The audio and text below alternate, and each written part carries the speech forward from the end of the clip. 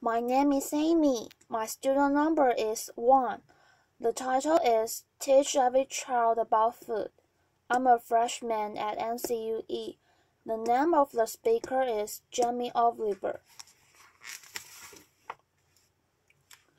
Sadly, in the next 18 minutes when I do our chat, 4 Americans that are alive will be dead through the food that they eat. My name's Jamie Oliver. I'm 34 years old. I'm from Essex in England, and for the last 7 years, I've worked fairly tirelessly to save lives in my own way. I'm not a doctor. I'm a chef. I don't have expensive equipment or medicine. I use information, education. I profoundly believe that the power of food has a primal place in our homes that binds us to the best bits of life. We have an awful reality right now. America, you are at the top of your game. This is one of the most unhealthy countries in the world. Can I please just see a raise of hands for how many of you have children in this room today? Put your hands up. You can continue to put your hands up. Aunties and uncles as well. Most of you. Okay, we, the adults of the last 4 generations, have blessed our children with the destiny of a shorter lifespan than their own parents. Your child will live a life 10 years younger than you because of the landscape of food that we've built around them. 2/3 of this room today in America are statistically overweight or obese. You lot, you're all right, but we'll get you eventually, don't worry. Laughter. The statistics of bad health are clear, very clear.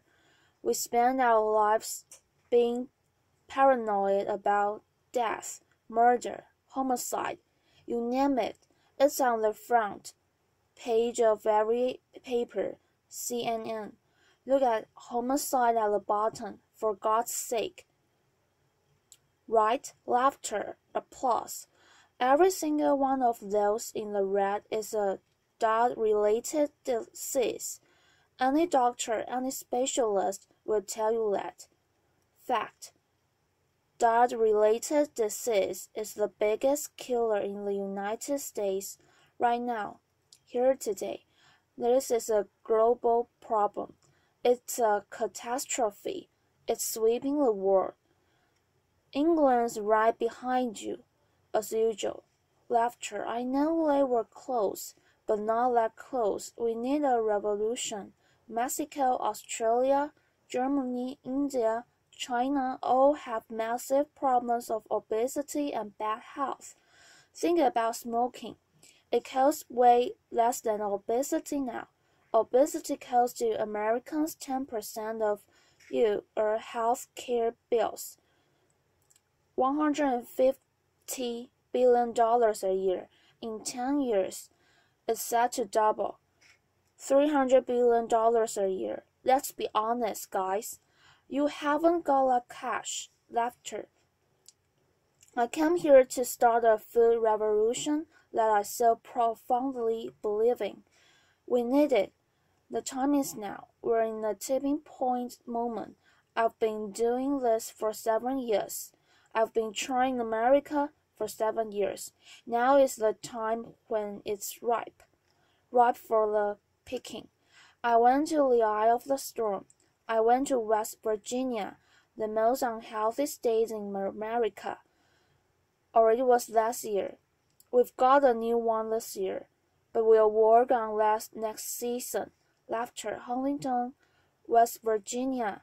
Beautiful town. I wanted to put heart and soul and people, your public, around the statistics that we've become so used to. I want to introduce you to some of the people that I care about, your public, your children. I want to show a picture of my friend, Brittany. She's 16 years old. She's got 6 years to live because of the food that she's eaten.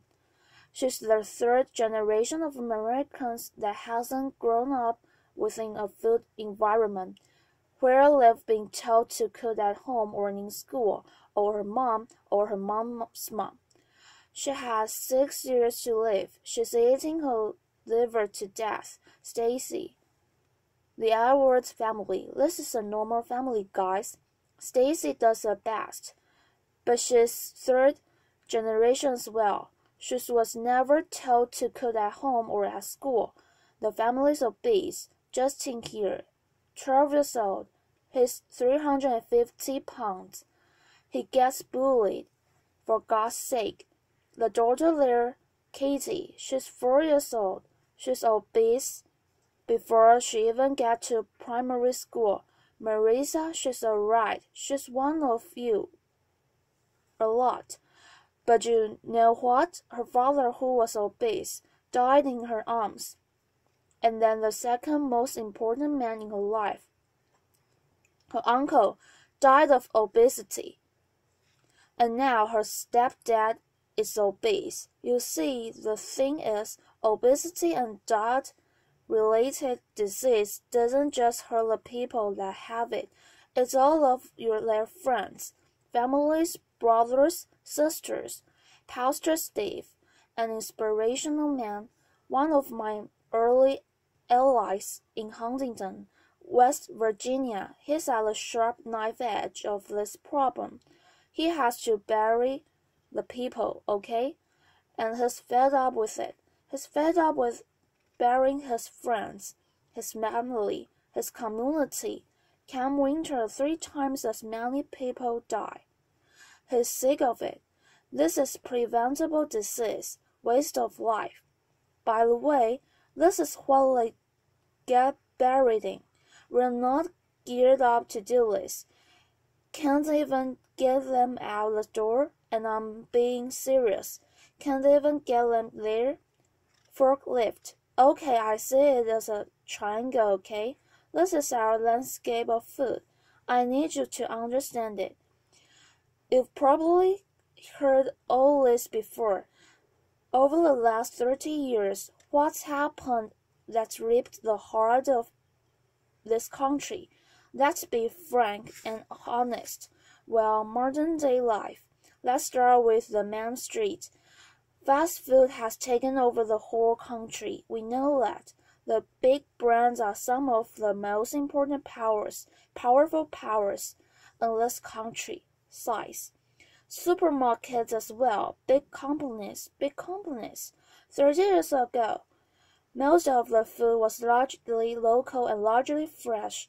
Now it's largely processed and full of all sorts of additives, extra ingredients, and you know the rest of the story.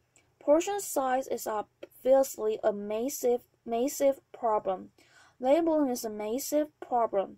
The labeling in this country is a disgrace. The industry wants to self-police themselves. What, in this kind of climate? They don't deserve it. How can you say something in low fat when it's full of so much sugar? Home. The biggest problem with the home is that used to be the heart of passing on food culture, what made our society. That is not happening anymore. And you know, as we go to work and as life changes, and as life always evolves, we kind of have to look at it holistically, step back for a moment and readjust the balance. It hasn't happened for 30 years, okay? I want to show you a situation that is very normal right now. The Edwards family. Video. Jamie Oliver. Let's have a talk. This stuff goes through you and your family's body every week. And I need you to know that this is going to kill your children early. How are you feeling, Stacy? Just feeling really sad and depressed right now. But you know, I want my kids to succeed in life, and this isn't going to get them there, but I'm killing them. Joe, yes, you are, but we can't stop that no more. Let's get on schools, something that I'm fairly much a specialist in. Okay, school. What is school? Who invented it? What's the purpose of school? School was always invented to arm us with the tools to make us creative, do wonderful things, make us earn a living, etc., etc. You know, it's been kind of in this sort of tight box for a long time, okay? But we haven't really evolved it to deal with the health catastrophes of America, okay? School food is something that most kids, 31 million a day actually, have twice a day, more than often, breakfast and lunch, 180 days of the year. So you could say that school food is quite important, really, judging the circumstances. Laughter before I crack into my rant, which I'm sure you're waiting for. Laughter, I need to say one thing, and it's so important thing. Hopefully, the magic that happens and unfolds in the next 3 months. The lunch ladies, the lunch cooks of America. I offer myself as their ambassador. I'm not slagging them off. They're doing the best they can do. They're doing their best, but they're doing what they're told, and what they're being told to do is wrong. The system is highly run by accountants. There's not enough or any food knowledgeable people in the business. There's a problem if you're not a food expert and you've got tight budgets and it's getting tighter. Then you can't be creative. You can't dog and dive and write different things around things. If you're an accountant and a box ticker, the only thing you can do in these circumstances is buy cheaper shit. Now, the reality is the food that your kids get every day is fast food. It's highly processed. There's not enough fresh food in there at all. You know the amount of additives, numbers, ingredients you wouldn't believe. There's not enough veggies at all. French fries are considered a vegetable. Pizza for breakfast. They don't even get crockery. Knives and forks? No, they're too dangerous. They have scissors in the classroom, but knives and forks? No. And the way I look at it is, if you don't have knives and forks in your school, you are purely endorsing, from a state level, fast food because it's handheld. And yes, by the way, it says fast food. It's sloppy joes, it's burgers, it's wieners, it's pizzas, it's all of that stuff. Size. 10% of what we spend on health care, as I said earlier, is on obesity, and it's going to double. We're not teaching our kids. There's no statutory right to teach kids about food, elementary or secondary school, okay? We don't teach kids about food, right? Unless it's a little clip from an elementary school, which is very common in England. Video, who knows what this is? Child, potatoes. Jamie Oliver, potato? So you think these are potatoes? Do you know what that is? Do you know what that is? Child, broccoli. Joe, what about us? Our good old friend, child. Celery. Joe, no, what do you think this is? Child, onion. Joe, onion, no. Joe, immediately you get a really clear sense of, do the kids know anything about where food comes from? Who knows what that is? Child, a pear. Joe, what do you think this is? Child, I don't know. Joe, if the kids don't know what stuff is, then they will never eat it. Laughter. So no more England and America, England and America. Guess what fixed that? 2 on our sessions. We've got to start teaching our kids about food in schools, period. Plus, I want to tell you about something that kind of epitomizes the trouble that we're in, guys. Okay, I want to talk about something so basic as milk. Every kid has the right to milk at school. Your kids will be having milk at school, breakfast and lunch, right? They'll be having 2 bottles, okay? And most kids do, but milk ain't good enough anymore. Don't get me wrong, I support milk, but someone at the milk board probably paid a lot of money for some geezer to work out that if you put loads of flavorings, colorings, and sugar in milk, more kids will drink it. Yeah, obviously now that's going to catch on the Apple board. It's going to work out that if they make toffee apples, they'll eat more as well. Do you know what I mean? For me, there isn't any need to flavor the milk. Okay, there's sugar in everything. I know the ins and outs of those ingredients. It's in everything. Even the milk hasn't escaped the kind of modern day problems. There's our milk.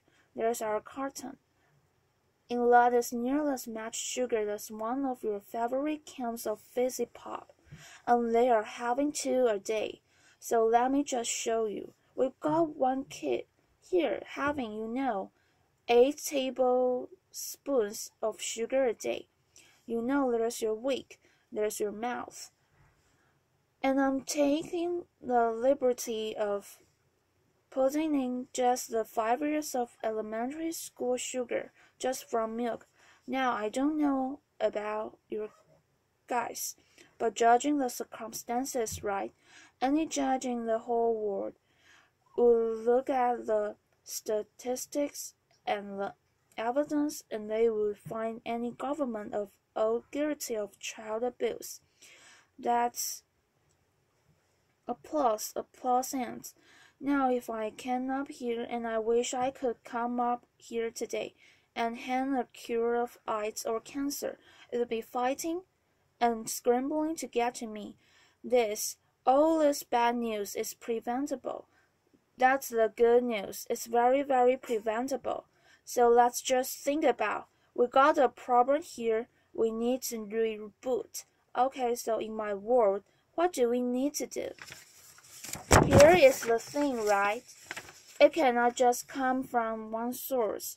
To reboot and make real change, so that I could look you in the white of the eyes and say, in 10 years' time, the history of your children's lives, happiness.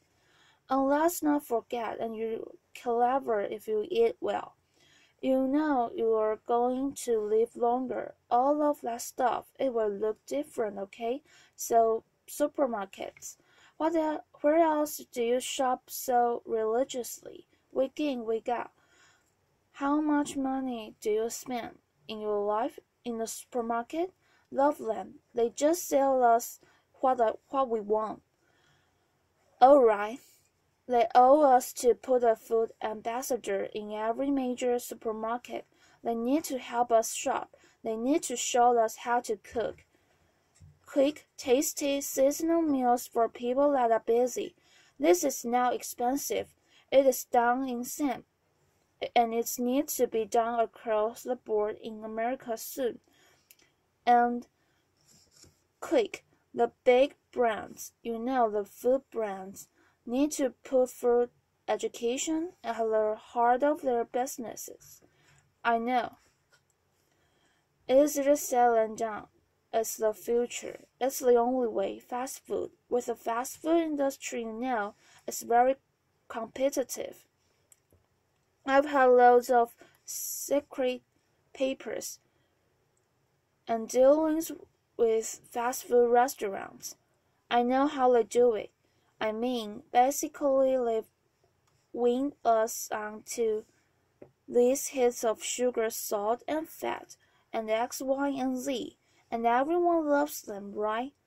So these guys are going to be part of the solution, but we need to get the government to work with all of the fast food purveyors and the restaurant industry, and over a 5, 6, 7 year period, win of us of the extreme amount of fat, sugar, and all the other non-food ingredients. Now also, back to the sort of big brands labeling I said earlier is an absolute farce and has got to be sorted. Okay, school. Obviously, in schools, we owe it to them to make sure those 180 days of the year, from that little precious age of 4 until 18, 20, 24, whatever, they need to be cooked proper fresh food from local growers on site, okay? There needs to be a new standard of fresh, proper food for your children, yeah. Applause under the circumstances. It's profoundly important that every single American child leaves school knowing how to cook 10 recipes that will save their life skills. Applause. That means that they can be students, young parents, and be able to sort of duck and dive around the basics of cooking, no matter what recession hits them next time. If you can cook, recession money doesn't matter. If you can cook, time doesn't matter. The workplace, we haven't really talked about it. You know, it's now time for corporate responsibility to really look at what they feed or make available to their staff. The staff are the moms and dads of America's children. Marissa, her father died in her hand. I think she'd be quite happy if corporate America could start feeding their staff properly. Definitely, they shouldn't be left out. Let's go back to the home. Now, look, if we do all this stuff and we can, it's so achievable. You can care and be commercial. Absolutely.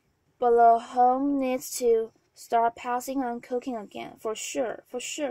Passing on is a philosophy, and for me, it's quite romantic. But it's about if one person teaches 3 people how to cook something, and they teach 3 of their mates, that only has to repeat itself 25 times, and that's the whole population of America.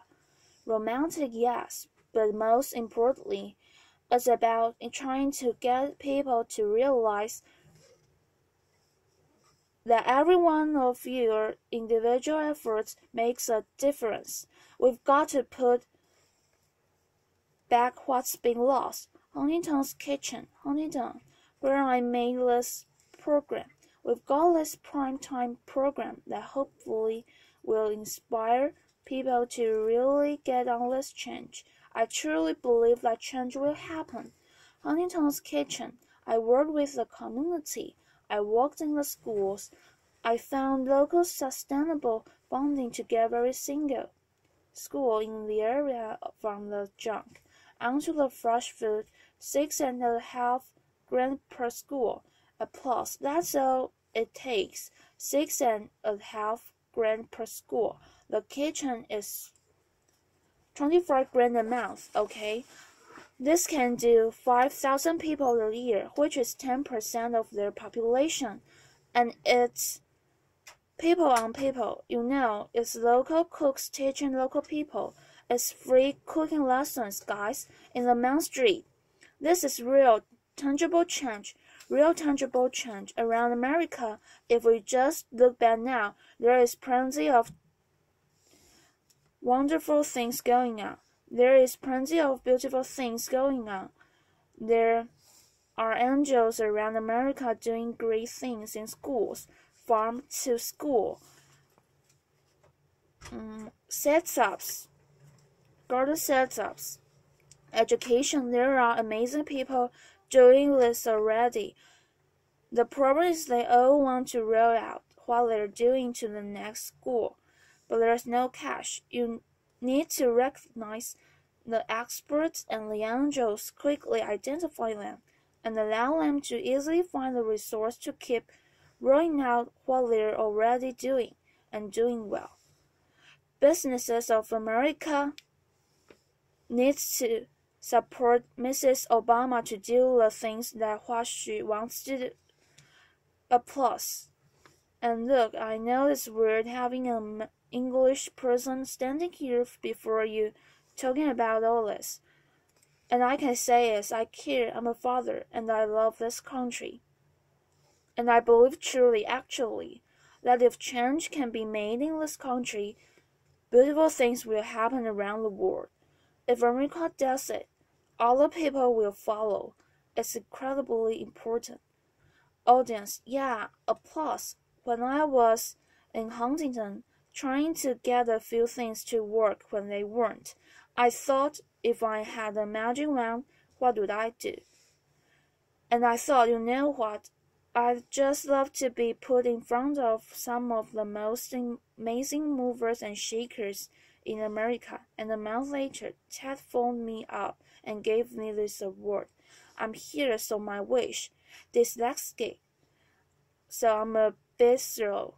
My wish is for you to help a strong, sustainable movement to educate every child about food, to inspire families to cook again, and to empower people everywhere to fight obesity. Applause. Thank you. Applause continues.